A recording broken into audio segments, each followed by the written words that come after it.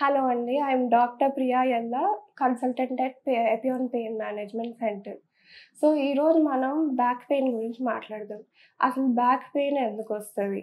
Back pain నార్మల్‌గా old పీపుల్‌లోనే వస్తదా? లేకపోతే యంగ్ పీపుల్‌లోనే ఎక్కువొస్తదా? అనే కన్‌ఫ్యూజన్ ఎక్కువుంటది.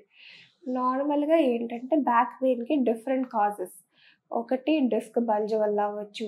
ఇంకోటి నర్వ్ కంప్రెషన్ వల్ల అవ్వచ్చు. చుట్టూ ఉన్న మజిల్స్ గూడా స్పాజమ్‌లోకెళ్ళటం వల్ల కూడా బ్యాక్ పెయిన్ రావచ్చు. అది కాక ఫెసెట్ జాయింట్స్ అని చిన్న చిన్న జాయింట్స్ ఉంటాయి. వాటి వల్ల గూడా బ్యాక్ పెయిన్ అనేది రావచ్చు. సో, నార్మల్‌గా యంగ్ ఇండివిడ్యువల్స్‌లో బ్యాక్ పెయిన్ ఎందుకొస్తది? ప్రాపర్ పోస్చర్ లేకపోవటం వల్ల. మనం నార్మల్‌గా ఏంటి ఫోన్ కిందకి చూసేసుకుంటూ ఉంటాం. కంప్యూటర్ ఉంటే ఓకే. స్లౌచ్ అయ్యి టైప్ చేస్తూ ఉంటాం. So, bad posture. ఇది కాక బైక్ రైడ్స్ ఫాస్ట్‌గా ఆఫీస్‌కెళ్ళిపోవాలి, ఫాస్ట్‌గా స్కూల్‌కెళ్ళిపోవాలి, జాబ్‌కెళ్ళిపోవాలి, టైం అయిపోతుందని ర్యాష్ డ్రైవింగ్ చేస్తాం. దాంతో ఎక్కువ జర్కీ మూవ్‌మెంట్స్ ఉంటాయి. సో, మన స్పైన్ అనేది గూడా ఒక లెవెల్ ఆఫ్ ప్రెషర్ వరకే తీసుకుంటది. సో, ఈ జర్కీ మూవ్‌మెంట్స్‌లో ఏమవుతదంటే అండి ప్రెషర్ ఎక్కువైతది. సో, దీనివల్ల డిస్క్ బల్జ్ అనేది కామన్. ఇది కాక మజిల్ స్ట్రెయిన్ అనేది గూడా కామన్.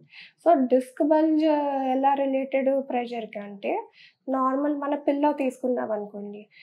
మన హెడ్ పెడితే ఓకే. అది పిల్లో మన ప్రెషర్ తట్టుకోగలుగుతది హెడ్ వెయిట్. అదే మీరెళ్లి బండరాయి పెట్టారనుకోండి, అది తీసుకోలేదు. సో, పిల్లో అనేది గూడా అంత వెయిట్‌ని తీసుకోలేనప్పుడు మన స్పైన్‌లో డిస్క్ గూడా equal to our cushion. So, మీరు ఎంత ప్రెషర్ పెడతారో అది గూడా అంతే ప్రెషర్ తీసుకోగలుగుతది. సో, మనం ఎక్కువ strainers activity ముందుకొంగి heavy weights lift చేసేయటం జిమ్‌లో, లేకపోతే ఈ బైక్ రైడ్‌లో ఎక్కువ జర్కీ మూవ్‌మెంట్స్ చేయటం, ఇవన్నీ స్పైన్‌కి బ్యాడ్ పోస్చర్స్. సో, దీంతో పాటు ఓల్డ్ ఏజ్‌లో ఏమవుతది ఆహ్, ఇన్ని రోజులు లైక్ ఫ్యూ ఇయర్స్ నుంచి స్ట్రెయినర్స్ యాక్టివిటీస్ వల్ల ప్లస్ ఏజ్ వల్ల లిటిల్ బోన్ డీజనరేషన్ అవ్వటం, మజిల్ వీక్‌నెస్ అవ్వటం, ఎక్కువ ఫిజికల్ యాక్టివిటీ లేకపోవటం వల్ల గూడా స్పైన్ మీద ఎఫెక్ట్ పడుతూ ఉంటది. మనం తీసుకోవాల్సిన జాగ్రత్తలు, ఎలాంటి ప్రికాషన్స్ తీసుకోవాలి, ఎలాంటి ట్రీట్మెంట్ ఉంటది, ఏంటి డయాగ్నోసిస్ అనేది చూస్తాం.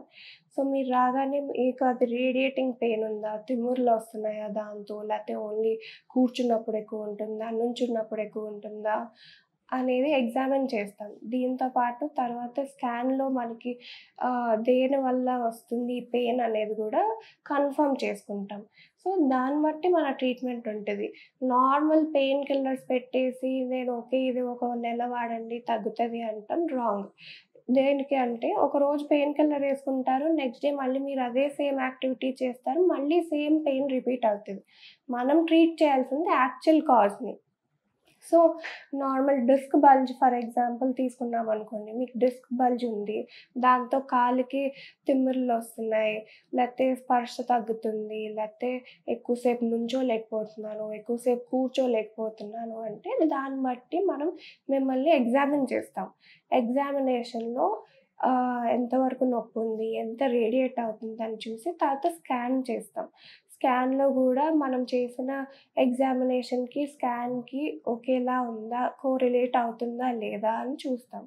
సో, డిస్క్ బల్జ్ ఉన్న దాని ప్రకారం మనం ప్రొసీజర్‌లో గూడా ఎంఆర్ఐ లాంటి మెషినే ఫ్లోరోస్కోపీ మెషిన్ ఉంటది. సో, ఆ మెషిన్ కింద ఎక్కడైతే మీ నరం ఒత్తుకుంటుందో, లేతే డిస్క్ బల్జ్ అయ్యి వాపొచ్చిందో అక్కడ టార్గెటెడ్ ఇంజెక్షన్ చేస్తాం. దీంతో పాటు ఎక్సర్‌సైజెస్ నేర్పిస్తాం. ప్లస్ మీరేం జాగ్రత్తలు తీసుకోవాలి, ఏం చేయొచ్చు, ఏం చేయకూడదు అన్నీ చెప్తాం. సో, దీంతో బెటర్ ఇంప్రూవ్‌మెంట్ అనేది ఉంటది. మనం నార్మల్‌గా చిన్న డిస్క్ బల్జ్‌కి ఎళ్ళంగానే సర్జరీ చేసేస్తాము అది ఇది అంటారు. బట్ సర్జరీ అనేది మీ మీ కండిషన్ బట్టి ఎళ్ళాలి గానీ, అనవసరంగా ఎళ్ళకూడదు. సర్జరీకి ఎప్పుడెళ్ళాలి? మీకు యూరిన్ మోషన్ కంట్రోల్‌లో లేదు.